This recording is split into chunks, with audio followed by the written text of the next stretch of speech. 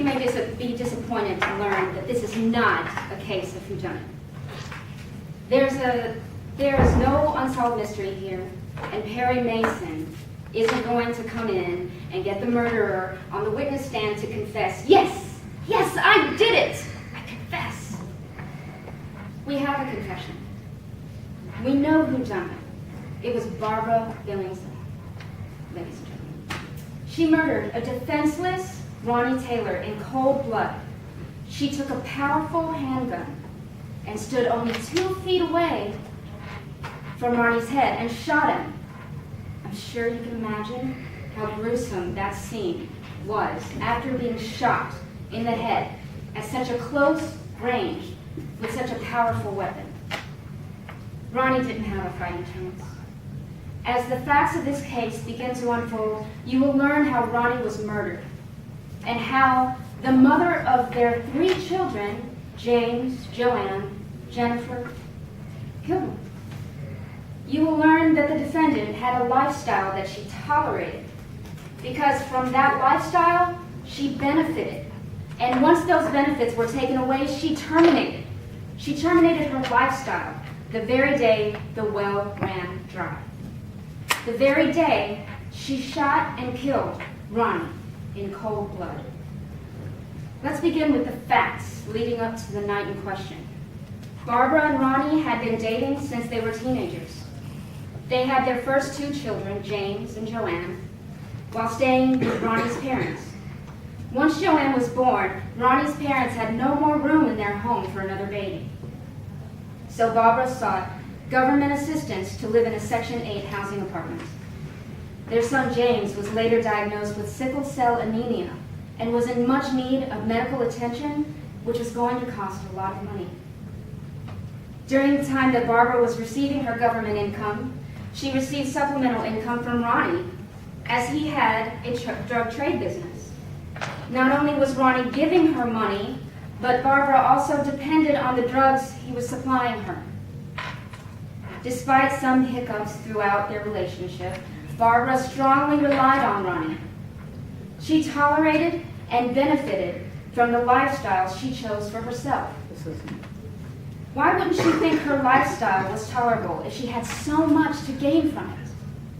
She had a roof over her head, had enough money to pay for their son's medical treatments, and she was able to continue feeding her drug addiction. In fact, she was having such a great time using drugs that there were times she would not get out of bed, and her children ran unattended in the street. The Department of Children and Families, DCF as we call it, was called, and they counseled Barbara. You will learn that Barbara hid Ronnie's presence from the DCF worker and lied to him, saying he didn't live with her any longer and didn't know where he was. She told him nothing more. The DCF worker further offered services for her drug addiction, as well as services to assist with her children. Barbara refused to accept. You will learn that when Barbara became pregnant with their 3rd child, she continued to use drugs, mostly cocaine. Despite her pregnancy and during her 6-month pregnancy, Barbara saw a doctor. Her doctor discussed drug rehabilitation with her and once again, DCF was called, and once again, she lied about knowing where Ronnie was. On June 20th, 2010, Barbara was home having just given birth 2 months prior to their 3rd child, Jennifer. That day, Ronnie's drug hole was invaded by police, and his stash of drugs was confiscated. Since this was money and drugs that Barbara relied on, she realized that her live-in boyfriend no longer served a purpose for her. After an altercation between Ronnie and Barbara that may have gotten physical, Ronnie fell asleep, drunk and high in the living room. It was at that point Barbara began to think of what to do. Barbara took 2 whole hours while he was sleeping to make the decision to kill Ronnie with a Glock 40. She had no regard for their children, whom were present in the home at the time. She then concocted a story, a lie if you will, to tell the police that there was a home invasion, that the bad people killed Taylor with his own gun when he went to defend the family. Barbara went into the bedroom she shared with Ronnie and found the Glock 40 beneath their bed. She then went to Ronnie, who was asleep on the couch, held the gun only 2 feet away from his head, and shot his brains out. She then sat for another 2 hours after she shot him. While she was sitting there, she decided to wait to call the police so that she would have time to create a scene which would corroborate her cover-up story. She began ransacking the apartment and then started screaming in hopes that neighbors would hear her. Finally, she made the 911 call stating that gang members came to her house and tried to rob Ronnie for his drugs. But Ronnie resisted, and one of the gang members shot him and left. She further lied that they did not hurt her or the children, and conveniently for her, the so-called invaders wore masks, and she could not identify any of them. When the police arrived at the scene, they immediately became suspicious as Barbara was acting strangely calm. She was without concern and without fear. As a standard procedure, police asked for a sample of her hands for gunpowder residue. She refused. The police then asked for DNA for comparison on the gun. She refused. Then, believing she had been caught in her web of lies, she became uncooperative and became the police's #1 suspect. When Barbara was arrested for the first-degree murder and properly given her Miranda rights, all she had to say for herself was, "Yes, I killed him."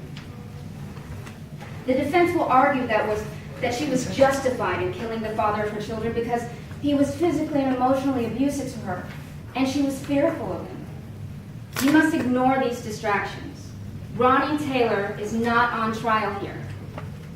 He can't, because he was killed by the hands of his own girlfriend, the mother of his children, because he was simply no longer useful to the defendant. Barbara will claim that Ronnie was so dangerous and so threatening that he was passed out drunk, asleep, on the living room couch. I think we have all had that friend that had a little too much to drink, and I think we all know that it can sometimes seem as though it would take an entire army of people to wake them up. So how much of a threat could Ronnie have been?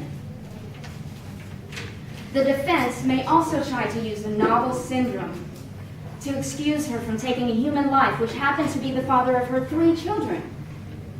They may bring in an expert or two, saying that she in fact had some sort of mental defect. They may say that all the alleged threats and danger affected her psychologically, and that at the time of the shooting her fear was somehow objectively reasonable. Well, I hate to break it to you, but it wasn't. Ronnie was not confronting her, nor threatening her, nor attacking her at the moment he was shot. Again, he was sleeping. Furthermore, if she was so fearful of Ronnie, she had every opportunity to take her children and leave. Sorry. If she honestly felt that he was going to kill her, do you think she would have subjected her children to that kind of danger? Why didn't she leave when she was offered refuge by the DCF? Even if she didn't want to use the DCF, why didn't she go to a woman's shelter? These days, options for protection for women are limitless. The defense may say that she was insane, but the defendant took measured and deliberate steps to try and conceal the murder. In order to prove she was insane, she must have known the consequences of her actions. And even if she did, she would have to prove that she did not know that it was wrong to kill Ronnie. We know that she knew what she was doing was wrong. She even concocted a story to conceal what actually happened. I mean, who does that? I mean, if you're not trying to hide anything. And finally, the defendant may assert that she acted in the heat of passion. Well, according to the facts, she had plenty of time to become calm, cool, and collected, and that is not the heat of passion. The state of Florida requires that a person who is in the heat of passion be in a state of frenzy and distraction. Barbara wasn't in a state of frenzy. She was calm and unprovoked. Barbara also wasn't distracted, as she was very focused on killing Ronnie. Ladies and gentlemen, it is not a coincidence that Ronnie was killed on the same day his drugs, Barbara's benefits, were taken away. The well ran dry, and Barbara Billingsley disposed of it. During this trial, some things may come out that may place the victim, Ronnie Taylor, in a negative light. I promise you that the defendant will try her best to cast the victim in the role of the villain. Make no mistake, this was a family unit. There was a mother, a father, and 3 children. Ladies and gentlemen, I urge you, please, even if you believe that what the defendant says, ask yourself, is that enough to justify cold-blooded murder? Is not liking someone reason enough to kill him? What if I didn't like you? No. We are a nation of laws, and we have consequences for those who choose to break them. Barbara Billingsley found no more use for Ronnie Taylor. She was offered help multiple times from the DCF, who even came to her very doorstep. She didn't have to go seek out help. It was there.